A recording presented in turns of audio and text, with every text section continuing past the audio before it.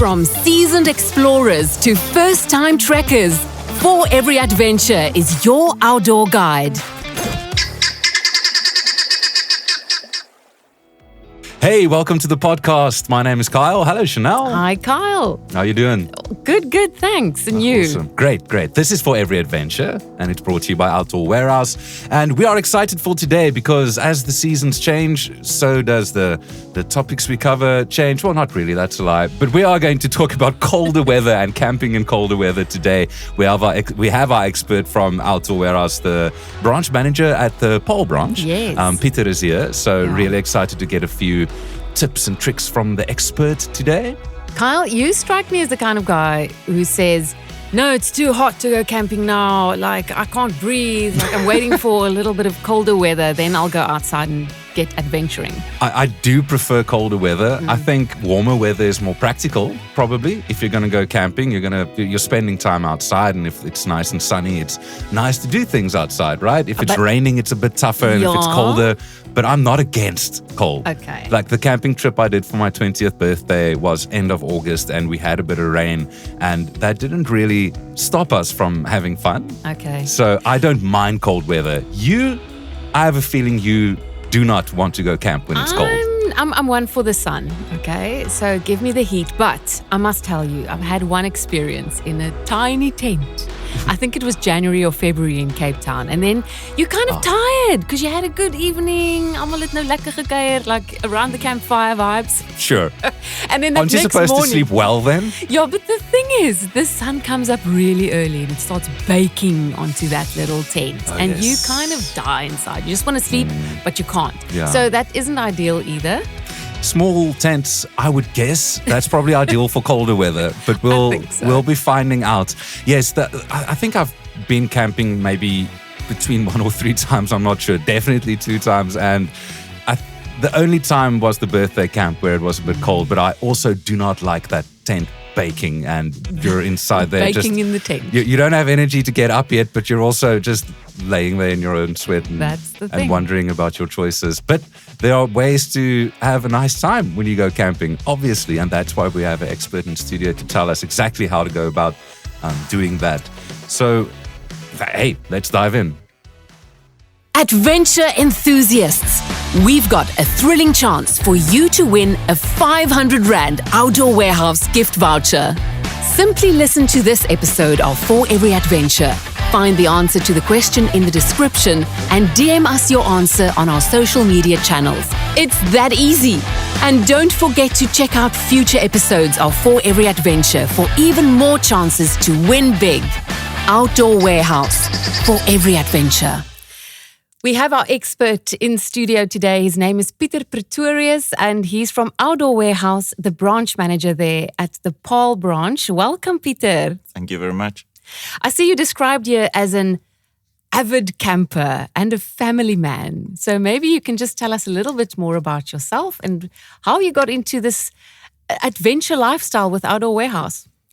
Yeah, I grew up in Free State province, of course, where we were a family that usually went camping and spending time together before all the cell phone hypes and things, camping, going out, being in the outdoors, just spending time together as a family. And that is what camping is basically all about. When I started working, yes, I went to a bunch of outdoor places where I worked, and I ended up in Outdoor Warehouse.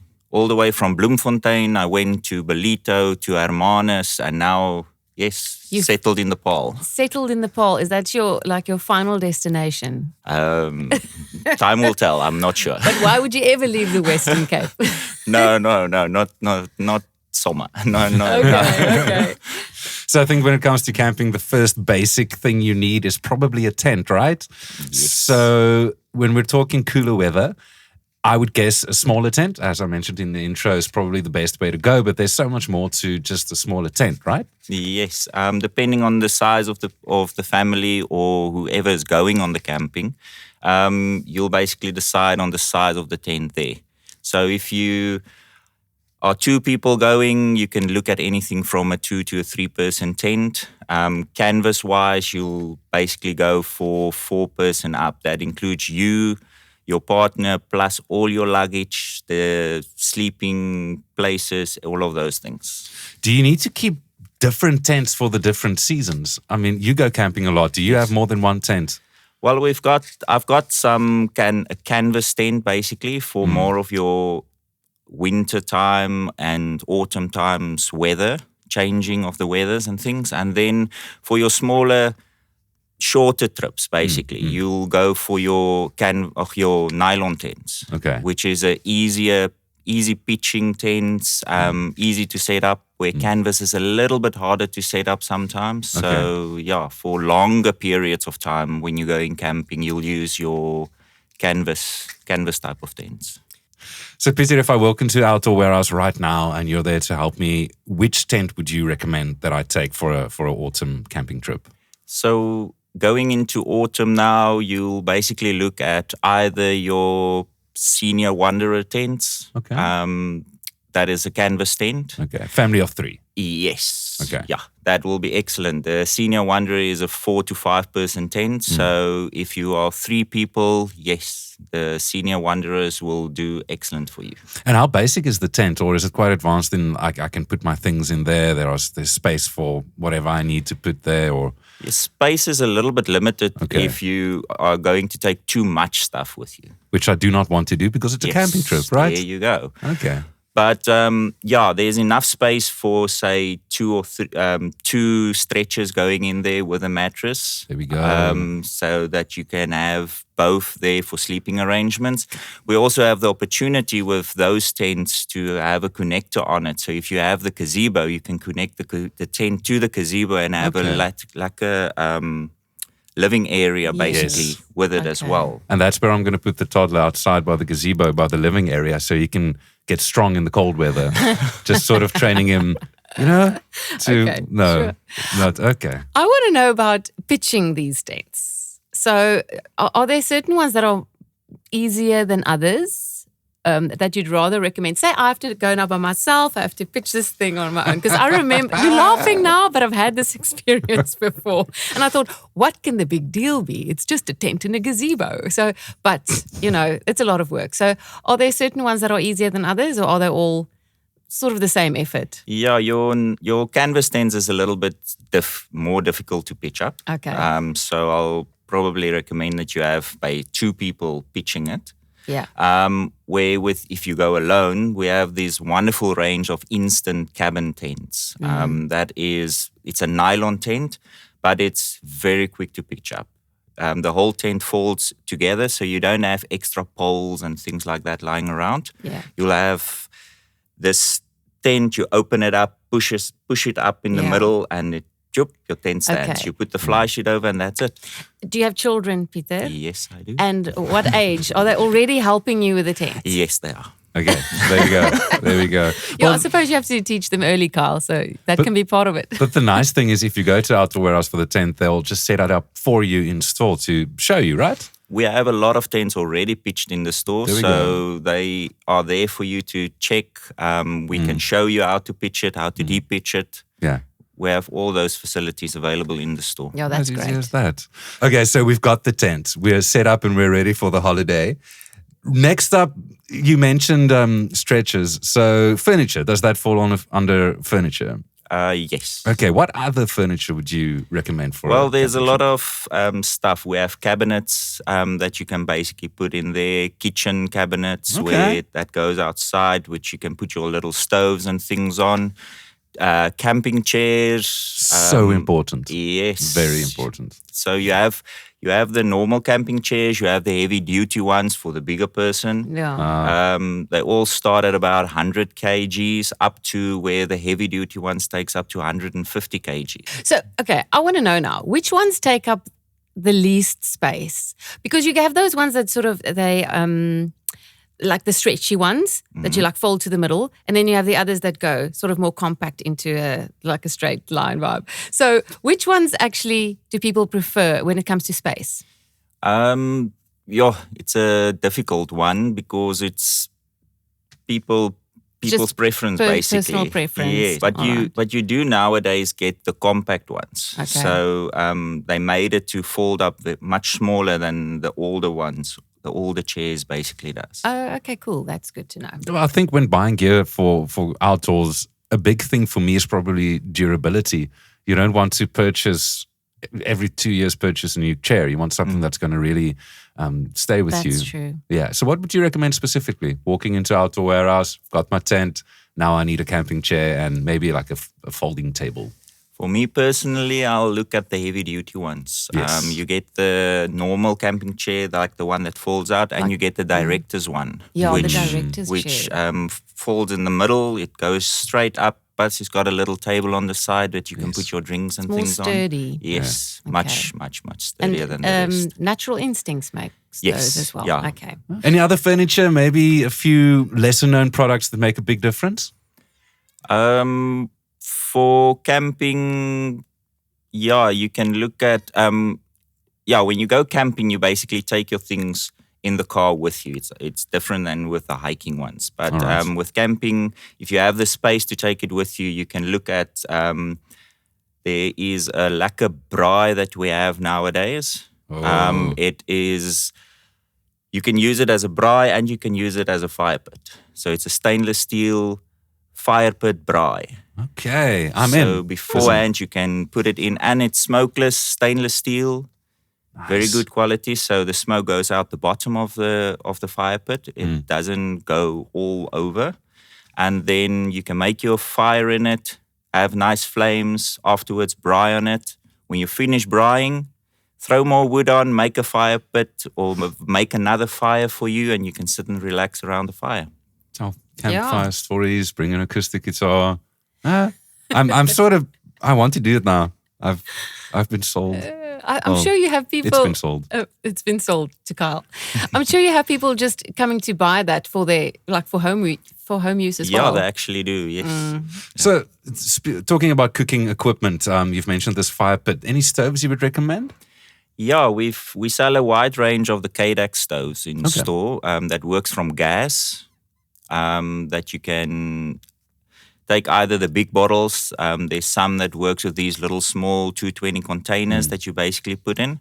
There's even newer ones that came out now, the adventure stoves. It falls nice and small, compact, double burners on it. That's good. Yeah. And then it works from those little hiking canisters that you screw it into and you use it from there. Nice and compact. Also, something you always try to bring to the table is the packing. You want stuff that is compact. So there's a balance you need to strike between durability and quality and the size of the product. So meal prep is also a big thing. So we've got the stove and the fire pit now, but we need to eat as well. So when it comes to meal prep, we always talk about prepping for any outdoor adventure. And we have had good conversations about good meals you can take. Just check out the other episodes we've recorded. What would you recommend when it comes to meal prep essentials? So for camping, you can take your meats with you. You can take your snacks with you. Yeah, for camping, it's more you don't want somebody to spend time or the whole day standing behind the boards, cutting and prepping for things, because camping in total is a family time. So involve the kids, involve everybody, and take your things with you. We have these nice National Luna camping travel boxes available now that you can take to take all your frozen stuff, your milks, your vegetables and things like that with you.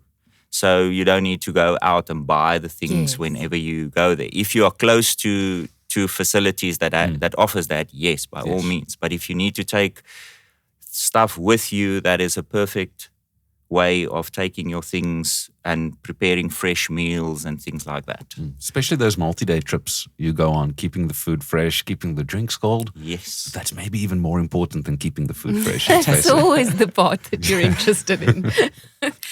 But I'm sure there's a lot of planning involved with this as well. Yes. I mean, you're thinking about 4 or 5 days ahead or whatever, and those items go in first. So it's great to know that you have these carrier boxes that can sort of take all of that with you. Any carrier boxes that could be maybe for a family with a bit less space that you could recommend? Maybe a very small fridge, or what would you recommend? Yes, the smallest fridge that we basically keep at the moment is a 20-liter one. Okay. So it's nice and compact. It's easy to transport. It runs off 220 and 12 volt. But we do also keep those nice coolers, Stanley, Rogue, those kind of coolers in store. That you can put those ice bricks in, freeze them, put them in there, and that will basically keep your things frozen and intact as well for you. All right. So we've got a tent, we've got some furniture, we have food to cook, we have stuff to cook the food on, but we also need to be safe because you never know what's going to happen on a camping trip. We have talked about those little first aid kits that you can take with, and that's probably enough, right? Yeah, it should be. We sell a wide range of them in store. It differs from your hiking ones, which is the smaller compact ones, up to the comprehensive one that can be sufficient for a family of 6 people. So you have all that. If you have that in your car, we sell the vehicle ones, the hiking ones, like I said, the comprehensive, the camping ones, so it differs in size. So you always have sufficient things for any first aid emergency that comes up. You can have all of those things on hand. Any other emergency, sort of fire or something to that effect? Do you have to also prepare yourself should something like that happen? Yeah, we do. We do have in our 4x4 ranges, we do sell fire extinguishers and things like that. As always, good to have around should something happen. And then that camping trip I mentioned earlier, I think I told the story maybe in an earlier episode. We forgot lights. We forgot a lot of things, but one of the big things we forgot was lights. So we were sitting there in the cold. With a candle? 20 years old. I was 20 years old. My mind was not on the lights. No. But I think eventually we got a candle somewhere and we tried to put it on it. It didn't work. It wasn't great. So the fire was the light. But lighting is also obviously very important if you're going on a camping trip. What would you recommend? Yeah, so there's a lot of 12-volt lights available out there. So, but then you need the 12-volt source and things like that. If you're not at a campsite that got 220 power on it, if you have 220 power available to you, yes, by all means, there's a lot of camping lights that you can put in and around the tent and fire or around the campsite. But if you off the grid, no 220 power, we do sell the new Lighthouse products, which is solar lighting. Nice. You get them in fairy lights, you get them in the normal 15 and 10 meter lights with the globes and everything in it, and it works straight from the solar power.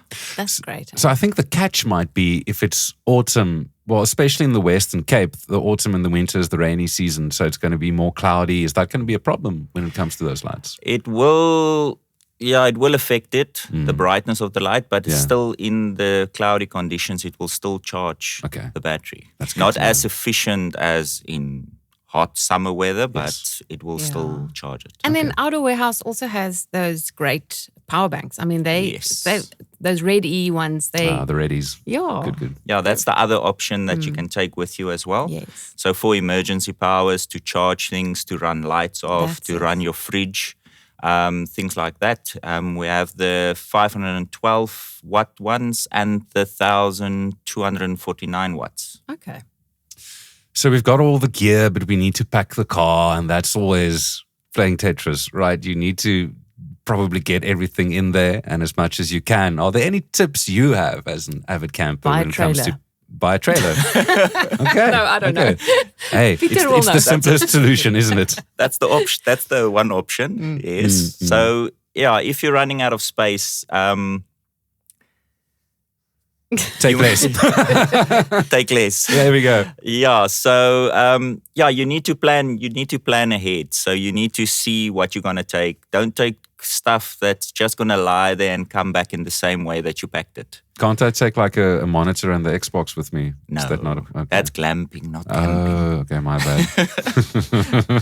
But isn't it so that they say it's like if you pack for a trip, you can always check afterwards. You probably wore half of what you thought you were going to wear. So I always try and keep that in mind and go, I must take half of this out now. Now that I've packed it, I need to take half out. Because it's the ladies, isn't it? That leaves, takes everything except the curtains.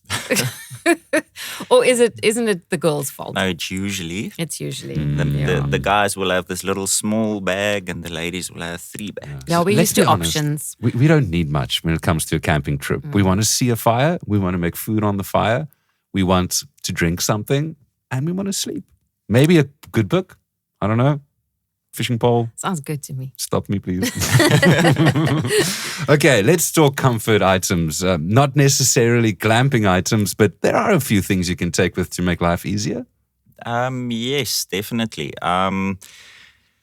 There is a lot of games and things that we do in stores that you can basically entertain yourself with. All right. If you want to get the kids off of the Devices. telephones and devices for a while. Or maybe a bit of autumn rain started falling outside. Yes. Then we sell a wide variety of games in our stores that the people can look at. The old fingerboard that you know about. Yes, we do those ones.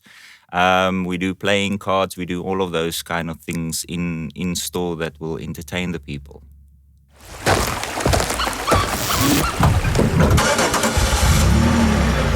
Get all the outdoor gear and expert advice you need right here on the For Every Adventure podcast.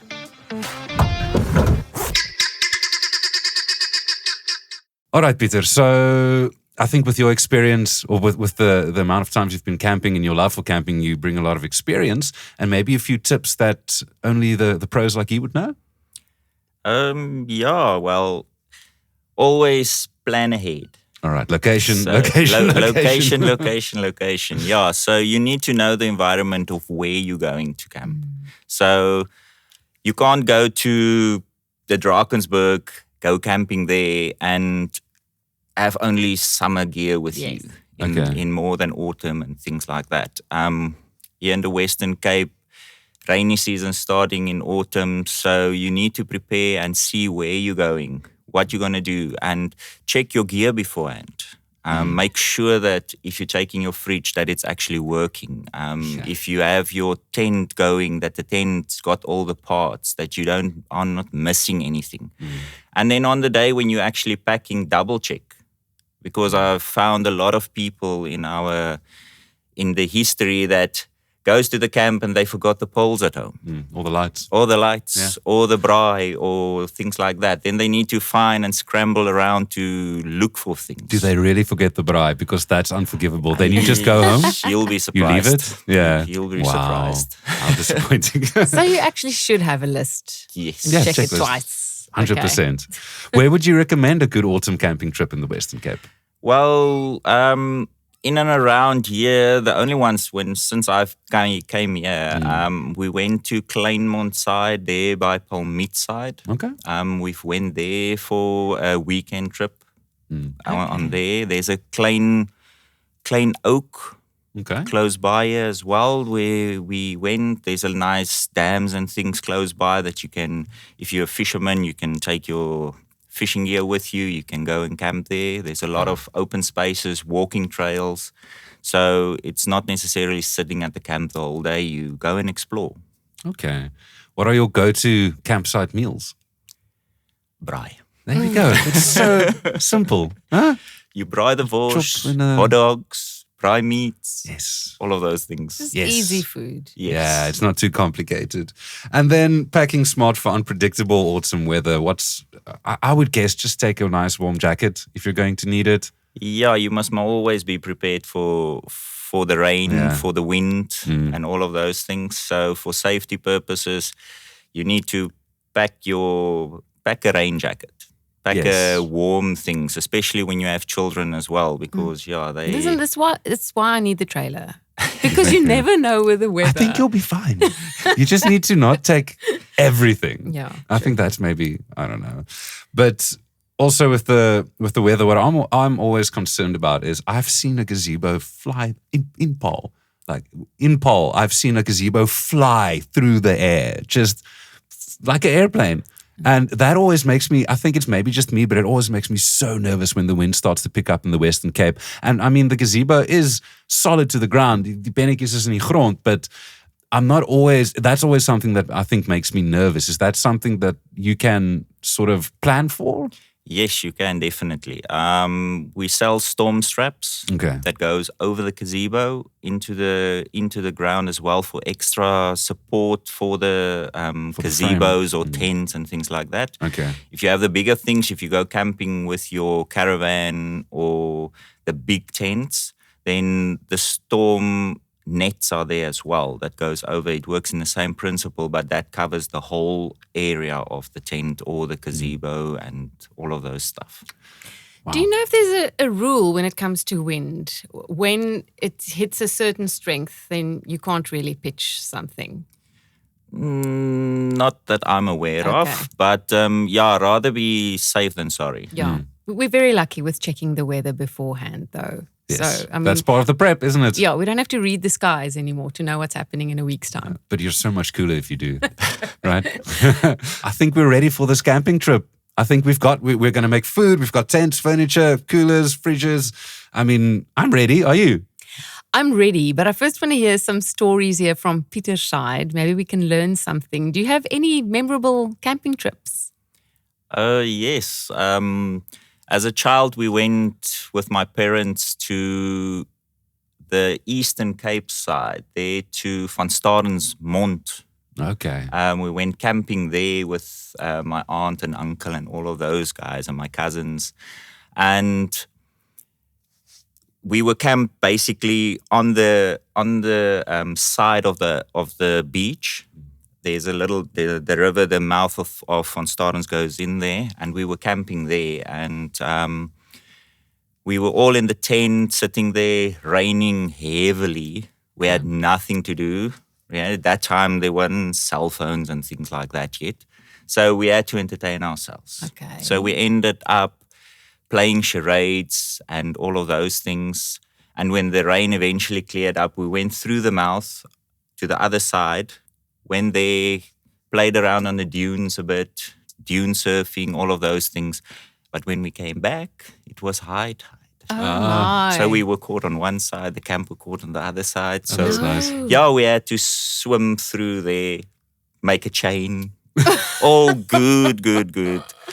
That's a great memory. Being in the middle of the mouth with water pushing you and then just trying to get through to the other side again. So yeah. Yeah, listen, it happens. I think you handled it well, and it makes for a good story afterwards. Sounds like Survivor. No, it sounds fun, doesn't it? Talking about Survivor, why I said that you need to plan ahead, make sure that your things are there. I went on a camping trip with my family, and my children did not pack the tent poles. Oh wow! So we had to make a plan. Oh dear! How far away from home? It was about 100 k's. So no driving back, getting it. So we made a plan. Yep. Got the closest tree, had the tent connected to their mate plan and slept in it. I thought you were going to sleep in the car and leave the kids outside. No. Okay. The kids ended up sleeping in the car. Okay, there we go. That's probably the more responsible choice to make. Do you have any favorite camping spots? It could be local or anywhere in the world.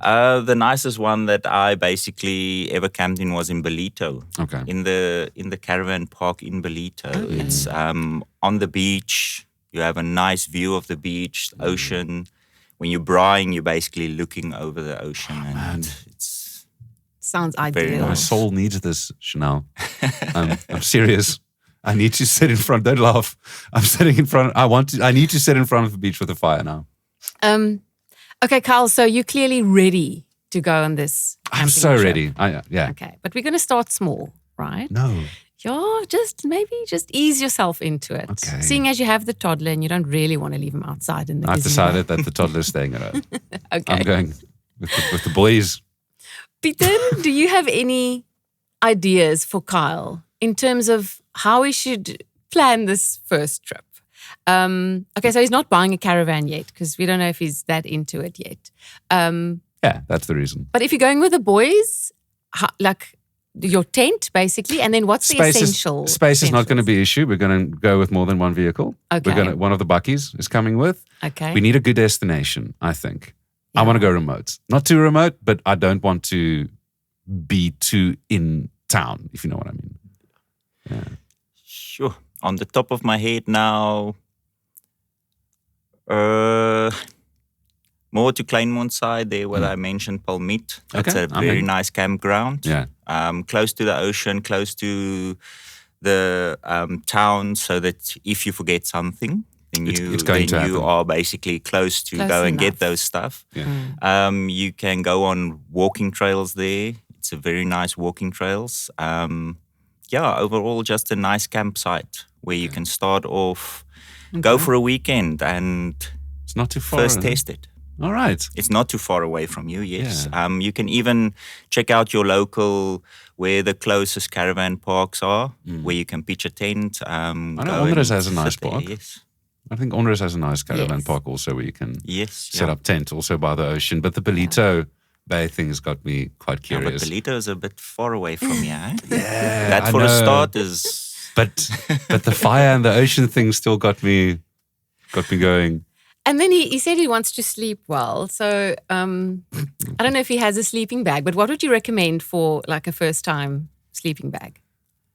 So depending on the weather, you'll either look at a hollow fiber sleeping bag if you're going to sleep inside. Okay. If you're going to real extreme weathers and things, your downs are a better option. Okay. But for camping, you can also take your own duvets and things like that. If you have the stretcher, the mattresses, then that's comfort. I think the boys are going to tease me if I take a duvet. I'm going to have to stick with the sleeping tent, right? Of the sleeping tent, the sleeping bag. Definitely. All right. I feel, again, we got a lot of good information in this episode. Thanks a lot, Pieter. I think our listeners are hopefully inspired to plan that first camping trip. And I hope that they know that even if it's autumn and colder weather, you can still have a great time. It just takes a bit of prep, takes the right gear, and you're ready to go and have a great time with the family or with the boys or maybe a girls' camping. Hey, Chanel? Yes, why not? I think that's a plan. So thanks a lot. Go have a look at the Outdoor Warehouse website. You can go plan your purchases there. I think you can also just purchase the products online. Yes. And the best, I always say, is just go to the store and have the friendly staff help you. Yeah, because they're really the experts on everything. And I've tested them. You can ask them absolutely anything, and they always have the answers. So, did you also ask the question about the filter and the red wine? That wasn't me. Oh, are you sure? I'm sure. Okay. So go have a look at the website. Go to your nearest Outdoor Warehouse branch, and if you're in the Paarl, go say hi to Pieter. Go. Yeah, let him help you get ready for that camping trip. Okay, so if you missed any of our previous episodes, you can go back and have a listen. There are a couple more on camping specifically from experts from Outdoor Warehouse. And then also remember to follow us on Apple, Spotify, and give us a like there as well. Yes, and don't miss the next episode of For Every Adventure. This time we're chatting advice on cold weather camping. See you then.